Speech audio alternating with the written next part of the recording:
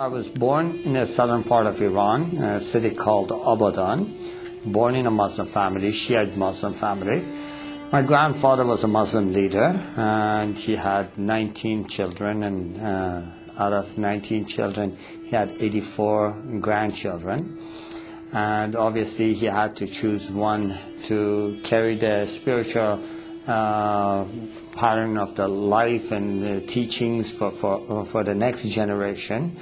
He asked, he had, obviously there had been some things that, some things had happened, some accidents that I should have been killed, but every single time before a danger was coming toward me, I saw the silhouette of a person that always was there, and I spoke of it openly to others.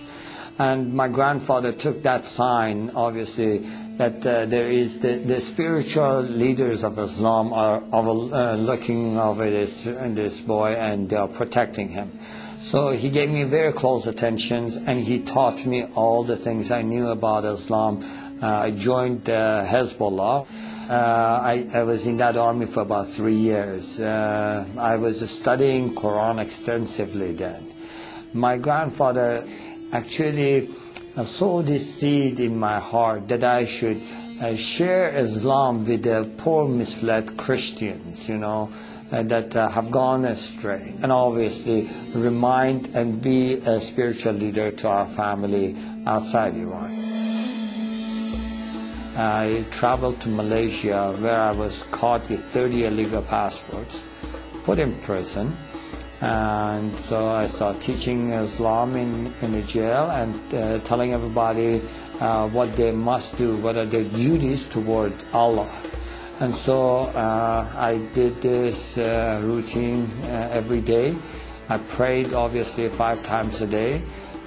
Shiites do pray 3 times, and they include the 17 rak'ah in the 3 times. But what I did, because I wanted to spend more time with God, I did it at 5 separate times.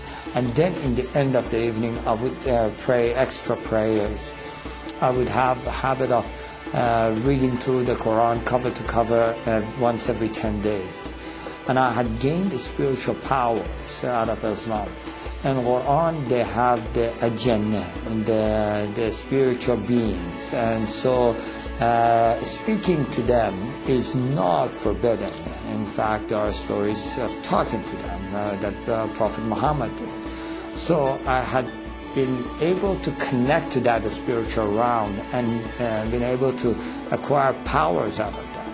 And so I was able to pray for people, especially when people, someone hurt them or someone did something to them. They would come to me and they would ask me to say a prayer, and immediately that person would get sick, have an accident, this kind of things, I was able to close my eyes, tell you what a person is doing in another room.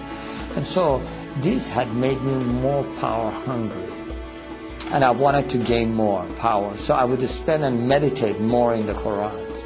And so as I was doing that one night, I just was meditating in the verses, and there are words in the Quran that are repeated continually, repeatedly, but they have no meanings. They are the secrets of Quran. And so when I was meditating on this, a spirit entered the room, and it was much more powerful than I could handle, or I could overcome. And so I was filled with fear. And so I tried using all the tools Islam had given me. In the name of Allah, I command you to leave, Satan, I rebuke you, kind of things. And I used all those, and nothing was helping. At that moment, I was totally desperate, and I felt like it is choking me, choking the life out of me, and I felt like I'm dying in that cell. And I just cried out to the heavens, and I said, God, in Farsi, Khuda, help me. And immediately I heard a voice, just as clear as you hear my voice today, saying, bring the name of Jesus. And at that moment, I really seriously did not give it 1 second of thought. I feel like going back, I was drowning. A man that is drowning, you throw a rope, they would never question you about the color of the rope. And just grab on. And so I did. I said, Jesus, if you are true, show me yourself. And to this day, I have no idea. Obviously, going back, I'm thinking, why did you word it that way? Why didn't you just say, Jesus, help me? I don't know why, but that's the way it came out. And before I was finished with the sentence, everything was back to normal. Now, that was not my conversion. That was the beginning of my confusion. Why would Jesus help a Muslim? Now, I had done everything in my power to be a good Muslim. I had already tried to go and commit myself to, in the way of Allah and be a martyr for Him, walking on the mines. And so the government of Iran used to issue the people that are fadai, or the ones that are willing to give themselves, to sacrifice themselves, a special Quran that had the stamp of the government. I had participated in the executions by hanging. I had done everything that I thought I must do against the infidels, and anything and everything I must do to share Allah with others. So I knew that something is wrong, and that was not because I doubted Allah or doubted Islam or anything. I fully believed, and I didn't know what that is, and it just confused me. And so I tried to just forget about it, But that question, why would Jesus help a Muslim? Why would Jesus help a Muslim? That would just keep coming at me. I believe in Muhammad, the last prophet, I would think. In the perfect religion, why would Jesus come to help me? And so that 2 weeks period, I just got really confused, and I said, okay, I'm going to pray and fast and ask God Himself to show me the path. Obviously, I thought at that moment, and there are verses and things taught in the Quran that says the ways of Allah are many, and no matter what part of the mountain you climb, you always come to the same mountaintop. And I thought, maybe that is what God is, And then, no, maybe it is different for God. Maybe God has a specific way for me, and He wants me to follow that specific way. So I thought, I will never find out unless I ask this question. So I did. I prayed and fasted, and from the bottom of my heart, with all my strength, I asked, God, what is it that you want me to do?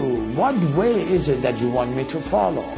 And so for 2 weeks, I sat in one place and I prayed as many hours as I was awake, and I fasted as many hours as I was awake, and I would just fall asleep literally on that place. I would wake up and I would just pray again and again, asking God, what is the way you want me? After 2 weeks, to no avail, I had no answer.